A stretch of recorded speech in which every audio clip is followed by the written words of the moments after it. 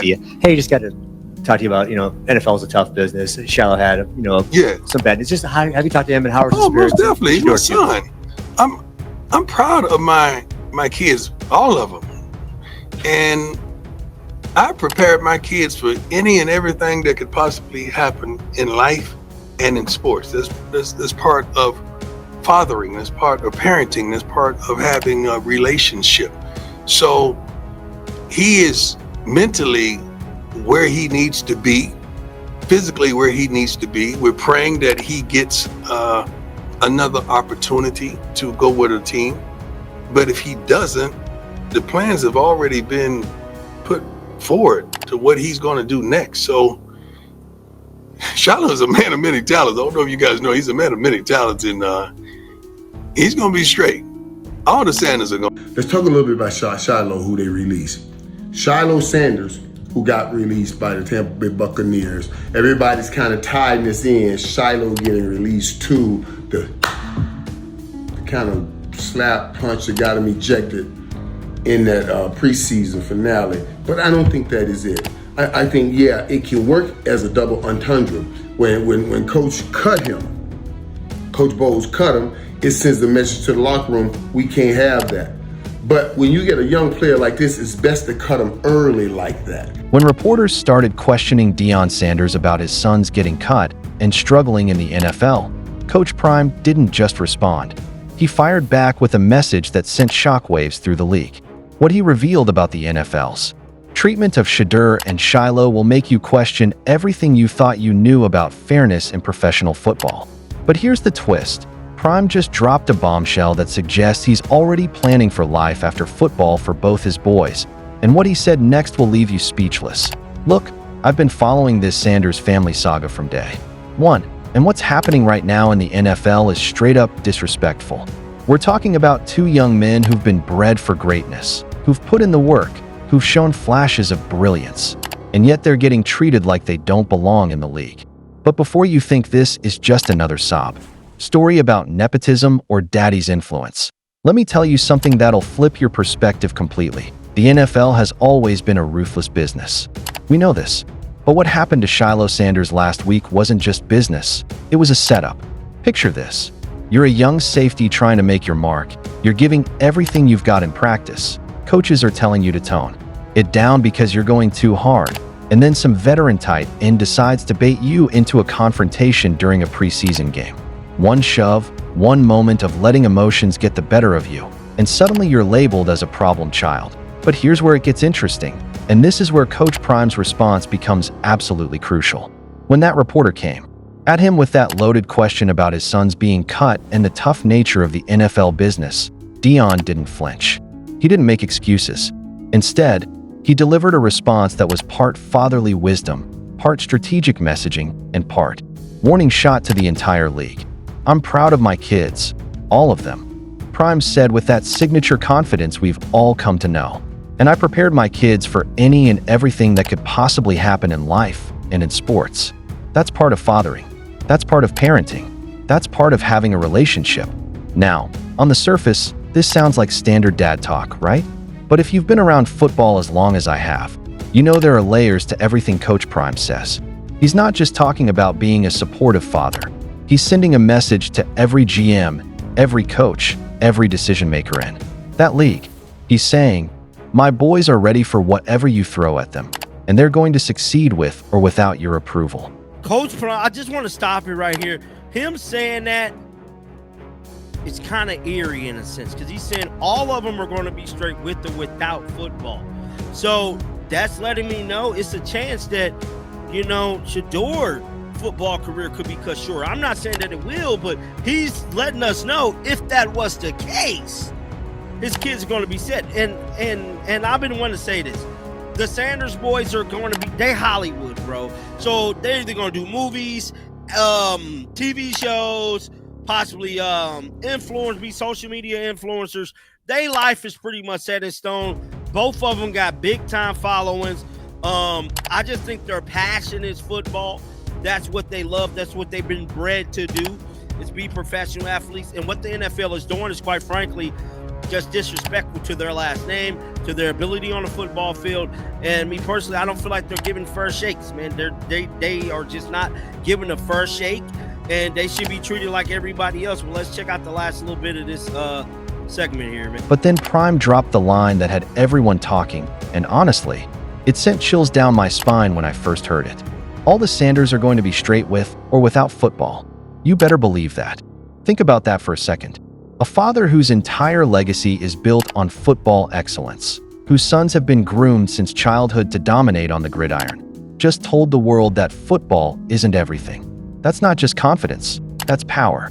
That's a man who's built an empire that extends far beyond any sport. And he's letting everyone know that his family's success isn't dependent on the NFL's approval. The Sanders boys aren't just football players, they're brands. Shedur's got millions of followers watching his every move. Shiloh's personality and charisma light up every room he enters. These young men have been building their platforms since before nil was even a conversation. Movies, TV shows, social media influence, business ventures, the possibilities are endless. But here's what makes this whole situation so frustrating. Their passion is football. That's what they love. That's what they've dedicated their lives to perfecting. Now let's talk about what really happened with Shiloh's situation in Tampa Bay, because the narrative that's being pushed is completely wrong. Everyone's trying to tie his release to that preseason incident, but the experts who actually understand roster construction know better. Getting cut early in the process isn't always a death sentence. Sometimes it's strategy. Think about it logically. Teams are about to release hundreds of veteran players over the next 48 hours.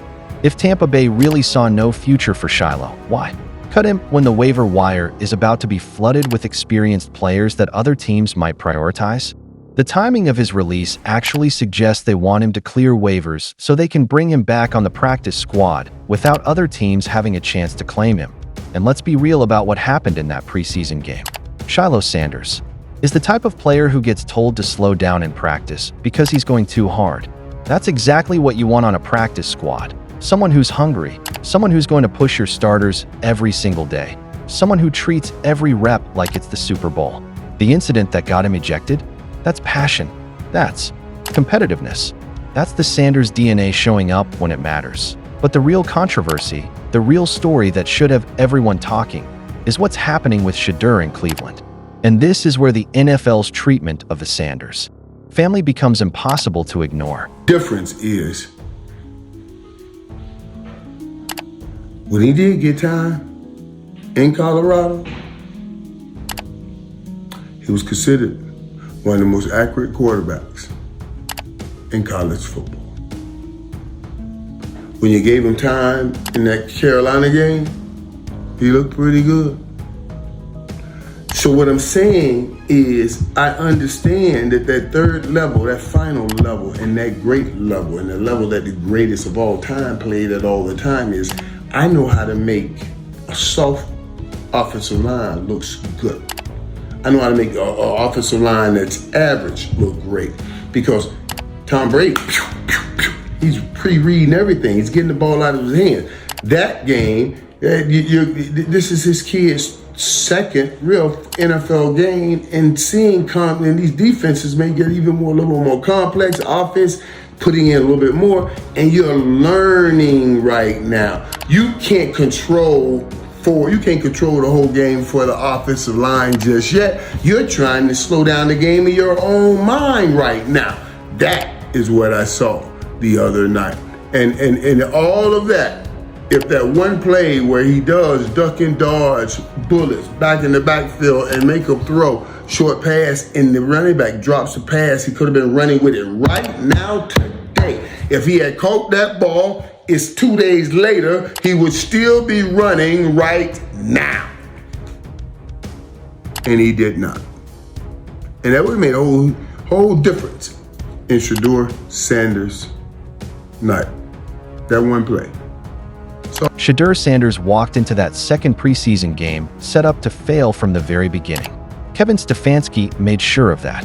While other rookie quarterbacks got to work with established offensive lines and proven receivers, Shedeur was thrown behind what can only be described as gym teachers and librarians trying to play professional football. He was literally running for his life back there, and it looked eerily similar to what we saw at Colorado, not because of his abilities, but because of the protection around him. But here's what the critics conveniently ignore. When Shedeur actually got time in the pocket, when he wasn't dodging past rushers like he was in some kind of video game, he showed exactly why he was considered one of the most accurate quarterbacks in all of college football. That Carolina game we all remember? When he had protection, he was surgical, absolutely surgical. The difference between levels of football isn't just about arm strength or decision-making. It's about being able to elevate the players around you. Tom Brady didn't become the GOAT because he had the strongest arm or the fastest legs. He became legendary because he could make average offensive lines look great, because he could pre-read defenses, because he could get the ball out of his hands before pressure even arrived. Now, is it fair to expect a rookie in his second NFL game to have that same level of mastery? Absolutely not.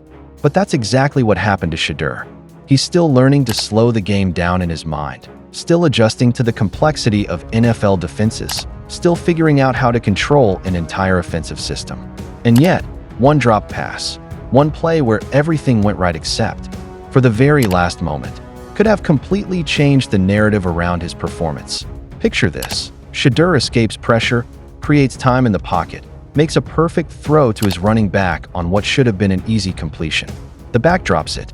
But if that ball gets caught, if that play goes for positive yardage, suddenly we're talking about a different story entirely. That's how thin the margins are in the NFL. And that's exactly why judging young quarterbacks on small sample sizes is so problematic. The real question we should be asking isn't whether Shedeur Sanders belongs in the NFL. It's whether the NFL is giving him a fair opportunity to prove himself. When you're working with backup offensive linemen who can't pick up basic stunts, when your receivers are fighting for roster spots and might not be running routes with the precision you're used to, when you're playing behind a coaching staff that might already have their minds made up about the depth chart, how exactly are you supposed to showcase your true abilities? This brings us back to Coach Prime's strategic messaging and why his response to that reporter was so brilliant. He's not making excuses for his sons. He's setting the stage for their next chapter by emphasizing that they're prepared for any and everything. He's letting the world know that failure isn't in the Sanders vocabulary. Setbacks? Sure. Challenges? Absolutely. But failure? Never. And here's where the pro-Shedeur angle becomes crucial for understanding the bigger picture. While critics want to focus on one bad preseason performance, they're ignoring the fact that this young man has been proving doubters wrong his entire career. Remember when people said he couldn't handle the pressure of being Coach Prime's son? He responded with record-breaking seasons at Colorado.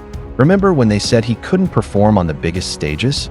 He lit up some of the best defenses in college football. The NFL's treatment of both Sanders boys feels personal at this point. It's like the league has already decided that success should be harder for them because of who their father is, because of the spotlight that follows them everywhere they go. But that's not how meritocracy is supposed to work. Talent is talent. Production is production. Character is character. Shiloh Sanders brings an intensity and work ethic that coaches dream about. The fact that he was getting told to slow down in practice tells you everything you need to know about his approach to the game. That's not a red flag. That's exactly what you want from a young player trying to establish himself. Shedeur Sanders brings accuracy, football IQ, and leadership, qualities that most quarterbacks spend years trying to develop. The fact that he's still learning to navigate NFL-level complexity doesn't diminish his potential. It makes his flashes of brilliance even more impressive. But here's the twist that should have everyone paying attention. Coach Prime's comment about his family being straight with or without football isn't just confidence, it's leverage. When you're not desperate, when you have options, when you can walk away from a bad situation, suddenly everyone starts treating you differently. The NFL needs to understand that the Sanders family doesn't need them more than they need the Sanders family. Think about the marketing power, the social media influence, the cultural impact that comes with having a Sanders on your roster. These aren't just players, they're content creators, brand ambassadors, and fan engagement magnets. In today's NFL, where personality and marketability matter as much as on-field production, dismissing the Sanders brothers feels short-sighted. What's next for this family? If the NFL continues to play games, continues to judge these young men by different standards, continues to create obstacles instead of opportunities, don't be surprised if we see the Sanders brand pivot in directions that leave the league looking foolish. But I still believe, and this might be controversial, that both Shedeur and Shilo will get their fair shots eventually. Talent has a way of rising to the surface, and the Sanders' work ethic combined with their natural abilities won't be denied forever. The question is whether it happens sooner or later, and whether the teams that pass on them now will regret it. In the future, Coach Prime's message was clear. His boys are ready for whatever comes next. The NFL can either embrace that reality or watch from the sidelines as the Sanders family continues to build their empire with or without them. What do you think? Is the NFL treating the Sanders brothers fairly, or is there something deeper going on here? Are we witnessing the birth of a new kind of athlete-influencer hybrid that transcends traditional sports, or should football always come first? Drop your thoughts in the comments. I want to hear where you stand on this whole situation. And if you're following this story as closely as I am, make sure you subscribe because this Sanders family saga is far from over. And trust me, you don't want to miss what happens next.